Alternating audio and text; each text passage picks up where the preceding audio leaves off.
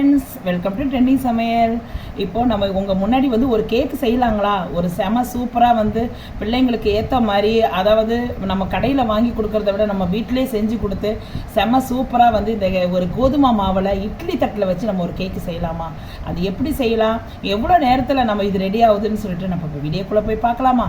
செம்ம சூப்பராக அவ்வளோ சாஃப்டாக இருக்கும் ஃப்ரெண்ட்ஸ். இது எப்படி செய்யலாம்னு சொல்லிட்டு பார்க்கலாம், வாங்க போகலாம். அடங்க. ஹலோ ஃப்ரெண்ட்ஸ், எல்லோரும் எப்படி இருக்கீங்க? இப்போது நம்ம நைட்டுக்கு ஒரு கேக் ரெசிபி ஒன்று செய்யலாங்களா? குழந்தைங்களுக்கு பெரியவங்களுக்கு ஸ்கூல் விட்டு வரும்போது ஏதாவது ஒரு ஸ்நாக்ஸ் நம்ம எடுத்து கொடுக்கணுமே, எதுவுமே இல்லையே நம்ம நினைக்கும் போது, அப்படி இருக்கும்போது நம்ம கடையில் வாங்கி நம்ம கேக்கை வாங்கி நம்ம ஒரு கேக்கு வாங்கி கொடுக்குறோன்னா அது எப்படி செய்கிறாங்களோ எது செய்கிறாங்களோ தெரியாது. ஆனால் அதை நம்ம வீட்டில் செஞ்சு கொடுத்தோன்னா பிள்ளைங்களும் நல்லா சாப்பிடுவாங்க, நம்மளும் நல்லா விரும்பி சாப்பிடுவோம். பிள்ளைங்களுக்கு நல்ல ஹெல்த்தியான ஃபுட்டு, ஹெல்த்தியானது இது, ஓகேங்களா? அது வந்து நம்ம இப்போ வந்து நம்ம மைதா மாவில் செய்யலை ஃப்ரெண்ட்ஸ். இப்போ கோதுமை மாவு தான் எடுத்துக்கோங்க. ஏன்னா மைதா மாவில் நிறைய ப்ராப்ளம் வருதுன்னு சொல்கிறாங்க இல்லைங்களா? அதனால் வந்து கோதுமை மாவு, இதில் முட்டை கிட்ட எதுவுமே நான் ஆட் பண்ணல. ஓவன் கிடையாது, எதுவுமே கிடையாது. சாதாரண நம்ம வீட்டில் நம்ம இட்லி ஊற்றுறோம் இல்லைங்களா, அந்த பாத்திரத்தை வச்சு தான் நம்ம இப்போ செய்ய போகிறோம். அது எப்படி செய்ய போகிறோம்னு சொல்லிட்டு நம்ம பார்க்கலாமா? அதுக்கு முன்னாடி நான் வந்து இதுக்கு தேவையான பொருள் இன்க்ரீடியன்ஸ் சொல்லிடுறேன். நான் ஒரு கப்பு வந்து கோதுமை மாவு எடுத்திருக்கேன். இது கரெக்டாக வந்து எல்லாமே மெஷரிங் கப்பு அளவுப்படி தான் இது ஃப்ரெண்ட்ஸ் நான் செய்கிறேன். அதே அளவுப்படி நீங்களும் செய்யுங்க. இது மெஷரிங் கப்பு வந்து 250 கிராம் கோதுமை மாவு. இது வந்து அதுக்கு கீழே ஒரு இது மெஷரிங் கப்பு இருக்கு இல்லைங்களா, அரை கப்பு. அதாவது 250 கிராம் இது கோதுமை மாவு கப்புக்கு கீழே வந்து அரை கப்பு இருக்கு இல்லைங்களா, அரை கப்பு நாட்டு சர்க்கரை எடுத்துருக்கேன். நாட்டு சர்க்கரை எடுத்துக்கலாம். உங்களுக்கு வேணும்னா ஒயிட் சுகர் கூட நீங்கள் எடுத்துக்கலாம். இது ரெண்டுத்தையும் வச்சு நம்ம இப்போ எப்படி பண்ணலாம்னு சொல்லிட்டு இப்போ நம்ம வீடியோக்குள்ளே போய் பார்க்கலாம். இப்போ நம்ம ஒரு மிக்ஸி பவுல் எடுத்துக்கலாங்க. இந்த நாட்டு சர்க்கரை இருக்கு இல்லைங்களா, அது சும்மா ஒரு கொஞ்சம் கட்டிலாம் இருக்கும் இல்லைங்களா, அதை ஒரு வாட்டி ஒரு நம்ம மிக்சியில் போட்டு ஒரு சொல்லிட்டுலாம். இதில் ஒரு 4 ஏலக்காய் இருக்குது. அதையும் அப்படியே தோலோடு போட்டுருங்க, ஒன்றும் பிரச்சனை இல்லை, எல்லாம் சேர்த்து அரைச்சிடும். இதை நம்ம அரைச்சிடலாம். நம்ம இப்போ கேக் செய்யறதுக்கு ஒரு இது மிக்ஸி பவுல் எடுத்துக்கலாங்க. அதில் வந்து இந்த கோதுமை மாவை இதில் கொட்டிடலாம். கரெக்டாக அளவுப்படி மெஷர்மெண்ட் கப்பு படியே செய்யுங்க. அதுக்கப்புறம் வந்து நம்ம இது மிக்சியில் அரைச்சோம் இல்லைங்களா, நாட்டு சர்க்கரை, ஏலக்காவும் நாட்டு சர்க்கரை, அதையும் வந்து நம்ம இதில் போட்டுடலாம். எல்லாம் ஆஃப் கப்பு தான் அது, ஓகேங்களா? ஆஃப் கப்பு தான் போட்டிருக்கேன். அதை அப்படியே இதிலேயே போட்டுடலாம். இது கரெக்டாக இருக்கும்.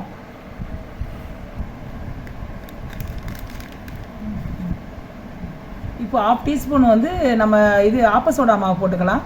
ஏன்னா இது கொஞ்சம் போடணும், அப்போ தான் இந்த ஃப்ளப்பினஸ் வரும். நல்லா போட்டு கலக்கிக்கிங்க. நல்லா கட்டிக்கிட்டு எதுவுமே இல்லாதபடி நல்லா போட்டு கலக்கிக்கிங்க.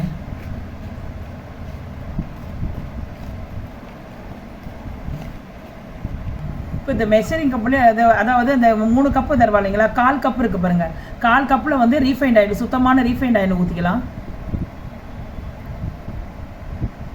போட்டு நல்லா கலக்கிக்கலாம்.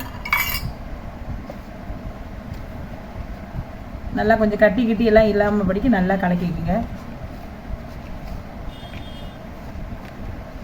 இப்போ வந்து நம்ம ஒரு கப்பு வந்து இப்போ மில்க் எடுத்துக்கலாங்க. நம்ம வந்து இது காய்ச்சின பால் தான். இது நம்ம எந்த கப்பால் நம்ம அளந்தோம் இல்லைங்களா, ஃபஸ்ட்டு நம்ம மாவு அளந்தோம் இல்லைங்களா, அதே கப்பு தான். அந்த கப்பு கரெக்டாக இருக்கும். கொஞ்சம் கொஞ்சமாக ஊற்றி நீங்கள் கிண்டுங்க. ஏன்னா ஃபுல்லாத்தையும் அப்படியே ஊற்றிடாதீங்க, கொஞ்சம் கொஞ்சமாக பால் ஊற்றி நம்ம கிண்டலாம். விஸ்க் இருக்கு இல்லைங்களா, அந்த விஸ்கை எடுத்து நல்லா கலக்கி விட்டுட்டே இருங்க. இதில் ஒரு சின்ன விஷயம் இருக்குதுங்க. நம்ம எந்த பக்கம் கலக்கிறோமோ அந்த பக்கமே கரெக்டாக கலந்து விட்டுட்டு வாங்க. கொஞ்சம் பத்தலை, கொஞ்சம் ஊற்றிக்கலாம் பால்.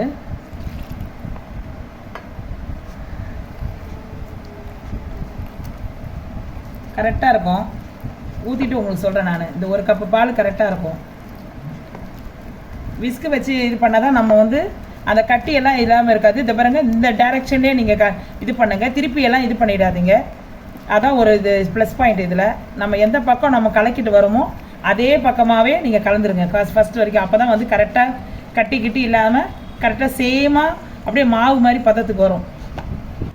இப்போ நம்ம மாவு கரைச்சிட்டு இருக்கும் போதுங்க, இதை நம்ம வந்து இது ஒரு வேலை வந்து நம்ம வந்து கேஸில் வந்து நம்ம வந்து இந்த ஒரு பேன் வச்சுக்கிட்டு நம்ம வந்து ஃப்ரீ ஹீட்டில் வச்சுக்கலாம். ஃப்ரீ ஹீட்டில் வந்து ஒரு 5 நிமிஷம் அதில் வந்து ஒரு இது ஸ்டாண்டை ஒன்று போட்டுட்டு அப்படியே சும்மாவே வந்து ஒரு நல்ல சூடாகட்டும். ஃப்ரீ ஹீட்டில் வந்து ஃபுல் ஃப்ளேமில் வந்து சூடாகட்டும். ஒரு 5 நிமிஷம் சூடாகட்டும் ஃப்ரெண்ட்ஸ். அதுக்கப்புறம் நம்ம மாவு ஊற்றி ரெடி பண்ணிக்கலாம். இப்போ நம்ம மாவு ஊற்றுறதுக்கு ஒரு இட்லி பேன் எடுத்துக்கோங்க, இட்லி தட்டு எடுத்துக்கங்க. அதில் வந்து நம்ம ஆயிலு ஃபுல்லாக வந்து இது ஃபுல்லாக அப்ளை பண்ணிவிடுங்க. ஆயில் வந்து ஃபுல்லாக அப்ளை பண்ணிவிடுங்க. இது 3 தட்டு அப்ளை பண்ணிடலாம்.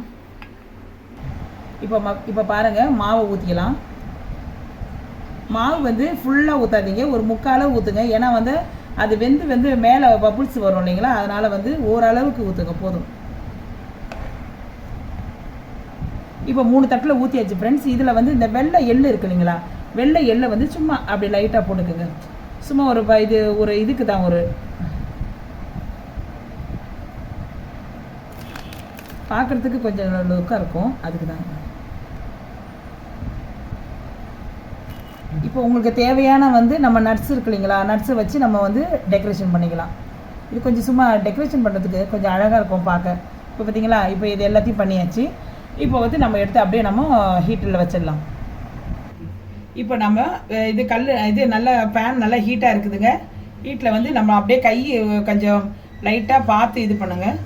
வச்சாச்சு. வச்சுட்டு அப்படியே வந்து நம்ம போட்டு போட்டு கவர் பண்ணி மூடிட வேண்டியதான். இதுலேருந்து ஃப்ரெண்ட்ஸ் ஒரு 20 நிமிஷம் அப்படியே லோ ஃப்ளேம் ஆக்கிடுங்க. இப்போ ஹை ஃப்ளேமில் இருந்ததுங்களே இந்த பேனு அப்படியே ஃபுல்லாக கம்ப்ளீட்டாக லோ ஃப்ளேமில் தான் இது ஹீட் ஆகணும். இப்போ கரெக்டாக 20 நிமிஷம், 15 to 20 நிமிஷம். அதுக்கப்புறம் எடுத்து நம்ம பார்க்கலாம் எப்படி இருக்குதுன்னு. இப்போ பாருங்கள், நம்ம கண்ணாடி இதில் வந்து நல்லா தெரியுது பாருங்கள், வெந்திருக்குது நல்லா தெரியுது. இப்போ நம்ம எடுத்துட்டு நம்ம பார்க்கலாம். இப்போ ஒரு ஸ்டிக் எடுத்துக்கோங்க. இந்த பிறகு ஒரு ஸ்டிக் எடுத்துங்க. நம்ம ஸ்டிக் எடுத்து நம்ம நடுவில் வந்து நம்ம அப்படியே கொத்தி பார்க்கலாம் வெந்துச்சானது. பாருங்க நல்லா வெந்திருக்கு பாருங்க. பாருங்க ஒன்றுமே தெரியல பாருங்க. இந்த பாருங்க இதில் காட்டுறேன் பாருங்க. இந்த பாருங்க, இந்த பாருங்க நல்லா வெந்திருக்கு பாருங்க. நல்லா வெந்துச்சு பார்த்தீங்களா. இப்போ இதில் காட்டுற பாருங்க. இந்த பாருங்க நல்லா வெந்துருச்சு. இப்போ நம்ம இதை எடுத்துடலாம். இப்போது ஒன்று எடுத்துட்டோங்க. இப்போ அடுத்த பேட்ச் வச்சுக்கலாம். மாவு என்ன இருக்கு இல்லைங்களா, அடுத்த பேட்ச் வச்சுக்கலாம். அதே 20 மினிட்ஸு அப்படியே மூடி விட்டுடலாம். இதுவும் அதே மாதிரி லோ ஃப்ளேம்லேயே வச்சு ஒரு 20 நிமிஷம் கழிச்சு.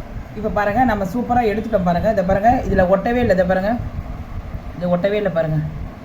கரெக்டாக அழகாக வந்து நம்ம ஒரு டீஸ்பூனை போட்டு எடுத்துட்டோம். இந்த பாருங்கள் 3 வந்துருச்சு. அதே மாதிரி இன்னொன்று ரெண்டு எடுத்துடலாம். ஓகே ஃப்ரெண்ட்ஸ், இப்போ செம்ம சூப்பரான வந்து நம்ம வந்து கேக் ரெடி பண்ணிட்டோம். நல்ல கோதுமை மாவில் நம்ம செஞ்சு எடுத்து வச்சுருக்கிறோம். ஆனால் ரொம்ப ஈஸி ஃப்ரெண்ட்ஸ். ஆனால் வந்து நேரம் ரொம்ப கம்மி.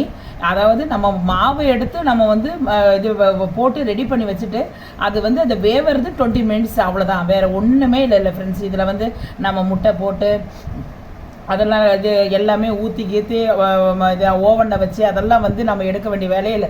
சாதாரண நம்ம இட்லி சுடுற மாதிரி தான். இந்த பாருங்க இட்லி சுட்டு வச்சு, இது பாருங்க இட்லி சுட்டு வச்சுருக்கு. இது பாருங்க எவ்வளோ சூப்பராக வந்திருக்கு. இது பாருங்க எவ்வளோ சூப்பராக இருக்குது பாருங்கள். எவ்வளோ அழகாக வந்திருக்கு. இது பாருங்க எவ்வளோ அழகாக வந்திருக்கு பாருங்கள். நல்லா வெந்திருக்கு ஃப்ரெண்ட்ஸ். ஓகேங்களா. இதை நான் ஒன்று எடுத்து உங்கள் முன்னாடி வந்து நான் ஓப்பன் பண்ணி காட்டுறேன். நீங்களே கண்ணால் பாருங்கள் ஃப்ரெண்ட்ஸ். ஓகேங்களா. அவ்வளோ சாஃப்டாக. இதை பாருங்கள் அவ்வளோ சாஃப்டாக. இதை பாருங்கள் எவ்வளோ பிச்சை ஒன்றே சாஃப்டாக வருது பாருங்கள். நீங்களே பாருங்கள் எவ்வளோ சூப்பராக இருக்குது பாருங்கள். எவ்வளோ நல்லா வெந்திருக்குது பாருங்கள். அவ்வளோ சூப்பராக சாஃப்டாக இருக்குது ஃப்ரெண்ட்ஸ். நீங்களும் வந்து இந்த கேக்கை செஞ்சு பாருங்கள். செஞ்சு பார்த்துட்டு எவ்வளோ சூப்பராக வந்ததுன்னு சொல்லிட்டு எனக்கு வந்து நீங்கள் வந்து சாப்பிட்டு பார்த்துட்டு குழந்தைங்களுக்கும் பள்ளிக்கூடத்துலேருந்து வர பிள்ளைங்களுக்கு இதை செஞ்சு கொடுத்தீங்கன்னா உண்மையாகவே ஃப்ரெண்ட்ஸ் இது அதாவது கோதுமை மாவில் செஞ்சது அவ்வளோ இது பிள்ளைங்களுக்கும் நல்ல ஹெல்த்துக்கு உடம்புக்கு நல்லது. அதுக்கேற்ற மாதிரி நம்ம எதுவுமே வந்து நம்ம இதில் சேர்த்துருக்க பொருளை வந்து மைதா மாவு கிடையாது, கோதுமை மாவில் செஞ்சுருக்கறனால நல்ல ஹெல்த்து பொருள். இதை பாருங்க நட்ஸோடு வந்து பிள்ளைங்க சாப்பிட்டோன்னா ஹெல்த்தாக இருக்கும், ரொம்ப ஹெல்த்தாக இருக்கும். இந்த வீடியோ உங்களுக்கு பிடிச்சிருந்தா, உங்களுக்கு பயனுள்ளதாக இருந்தால் லைக் போடுங்க. ட்ரெண்டரி சமையலுக்கு மறக்காமல் சப்ஸ்கிரைப் இது பண்ணுங்கள் ஃப்ரெண்ட்ஸ். இது நீங்களும் செஞ்சு பார்த்துட்டு உங்களுக்கு பிடிச்சவங்களுக்கு ஷேர் பண்ணி விடுங்க. ஓகே தென் பாய்.